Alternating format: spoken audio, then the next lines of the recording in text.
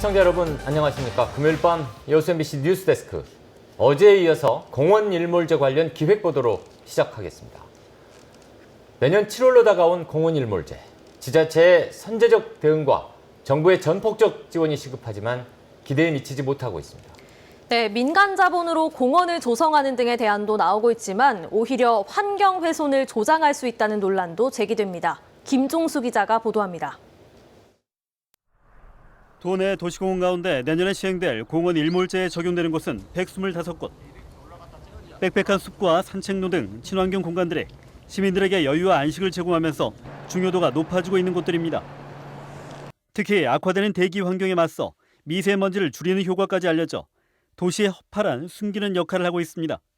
도시 전체의 모습을 아름답게 가꾸는 데 일조를 하고요.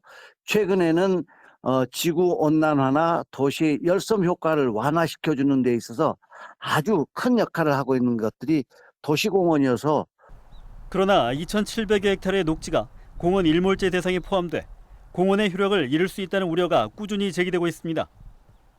이에 따라 지자체별로 단계적 부지 매입과 민간공원 조성 등 공원 확보를 위한 쟁걸음을 이어가고 있습니다.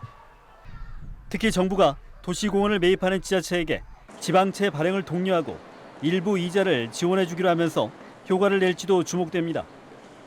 이런 가운데 재정적 여유가 없는 지자체들의 고민은 깊어지고 있습니다. 지방채 발행 역시 빚을 떠안는 개념이다 보니 장기적인 해결책이 될 수 없다는 겁니다. 예를 들어서 이게 뭐 500억, 600억 지방채 내 가지고 그 지방채에 대한 이자를 주는 거거든요. 그렇게 봤을 때 과연 얼마나 그 지자체들이 그 정책에 호응해서 이런 공원을 매입할지.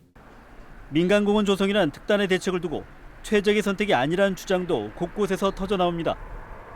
전체 부지 가운데 공공주택과 공원시설이 함께 들어서게 되면서 오히려 환경 훼손을 조장한다는 불만도 제기됩니다. 게다가 일부 지역에선 사업 시행 과정에서 특혜 논란이 불거져 시민단체가 지자체를 대상으로 고발장을 제출했고, 보상 가격을 놓고 주민들의 반발이 불거져 지자체와 대립각을 세우는 곳도 발생했습니다. 이에 따라 정치권 역시 공원 일몰제의 연착륙을 위해 정부의 적극적인 지원 대책을 요구하고 나섰습니다. 수십 년 동안 재산권 행사를 막아왔던 정부가 공공성을 담보로 운영되는 공원을 유지하기 위해 책임 있는 자세를 보여야 한다는 겁니다. 토지 보상 비용을 국가가 좀 함께 부담을 좀 하는 법안이고요. 국가공원으로 정부가 적극적인 대책을 세우는 것도.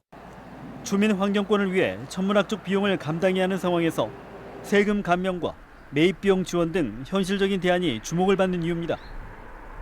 도시공원의 생명력을 가늠할 공원 일몰제가 7개월이 앞으로 다가온 가운데 사유재산 침해와 공공성 확보라는 명제가 뒤엉키지 않도록 정부와 지자체의 신중한 접근이 요구되고 있습니다.